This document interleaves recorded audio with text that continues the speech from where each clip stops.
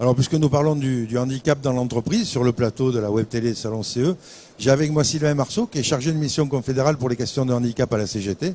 Et la question est de savoir comment, quand on est une organisation syndicale, donc que ce soit au titre confédéral, et puis on verra après comment ça se décline dans l'entreprise, on prend en compte cette situation de handicap. Sylvain, bonjour. Bonjour. Alors, comment à la CGT on prend en compte cette situation de handicap ?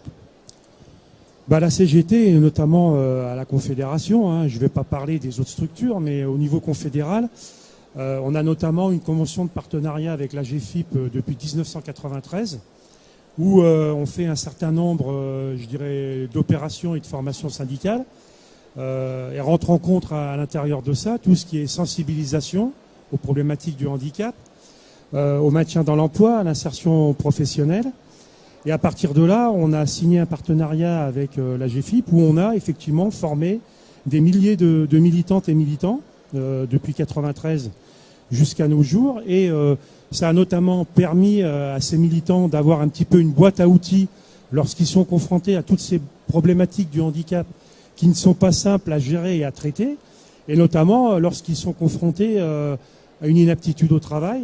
Je rappelle que en 2016, il y a eu 150 000 cas d'inaptitude prononcés par la médecine du travail, dont 90% se retrouvent en licenciement. Donc à partir de là, si nos militants ils n'ont pas les outils nécessaires pour un petit peu améliorer la situation des personnes en situation de handicap, c'est très compliqué pour les maintenir dans l'emploi. Et je dirais le deuxième facteur important où on met à leur disposition, c'est un peu voir avec eux comment on va vers un accord handicap ou un plan d'action handicap au sein de l'entreprise au travers d'accords en faveur des personnes en situation de handicap. Alors là on va parler tout à l'heure de l'accord d'entreprise, mais si un délégué syndical, par exemple, est saisi par un salarié d'un problème de ce type ou est sur le point de perdre son emploi parce qu'il est en situation de handicap, dans cette boîte à outils, que trouve-t-il pour intervenir auprès du patron ?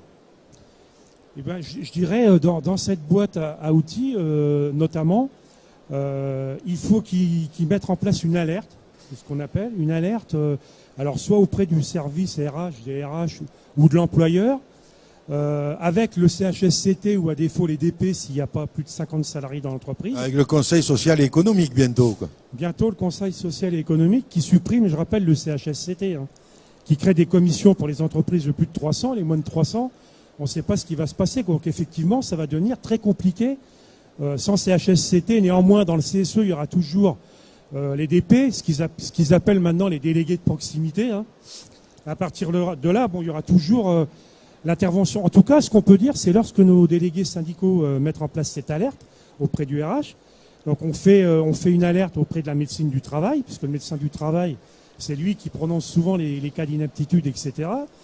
Il ne faut pas hésiter non plus à intervenir auprès du SAMET, le service d'aide de maintien dans l'emploi des travailleurs handicapés, et y compris d'alerter la GFIP s'il y a des besoins de financement. À partir de là, si nos IRP font ce travail, on a plus de chances de maintenir le salarié en emploi que si on ne fait pas, il va se retrouver dans les 90% de licenciements pour inaptitude. Alors, après, il y a les accords d'entreprise. Donc, comment on traite un accord d'entreprise ? Est-ce que ça ne va pas être un peu plus compliqué avec cette nouvelle IRP qui est le Conseil social et économique, d'aller négocier avec le patron parce que peut-être qu'un employeur, il est un peu réticent à avoir des salariés en situation de handicap ? Alors, je pense que sur le handicap, pour moi, il y a un relatif consensus avec les employeurs ou même au niveau de la branche, etc., lorsqu'on les sensibilise également aux problématiques du handicap. L'autre phénomène, c'est qu'on a aussi un certain nombre d'employeurs qui sont déjà sensibilisés à ces problématiques, puisque dans leur proximité, dans leurs proches, dans leur famille, dans leurs amis, ils ont connaissance de situations de handicap. Donc ils sont souvent plus réceptifs lorsqu'on intervient sur ces sujets, et à partir de là, on peut arriver à arracher un plan d'action, un accord handicap, qu'il faut écrire, parce que c'est assez complexe. Donc au niveau confédéral, et notamment dans la convention de partenariat avec la GFIP, on a mis en place, avec le cabinet Émergence notamment, comment on écrit un accord handicap et qu'est-ce qu'on met dedans avec les points de vigilance. Parce que sinon, comme c'est des accords après qui sont envoyés à la directe pour leur validation, si on ne fait pas ça dans les règles de l'art, comme je dirais, eh ben on risque d'être retoqué. Donc on a intérêt, à partir de là, à bien écrire et bien entendu avec les propositions de la CGT. Notamment, la CGT, elle propose que le taux d'emploi, on le mette à 10%. Elle propose également de revoir de fond en comble la réforme sur inaptitude.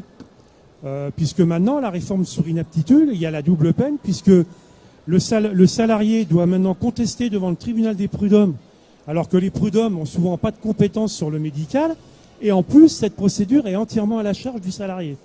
Donc on dit clairement, nous, il faut remettre en place cette réforme et mettre en place des dispositions pour que, à 100%, le salarié il soit maintenu dans son emploi, en interne ou en externe, ou alors faire une formation dans les centres de réinsertion professionnelle, etc.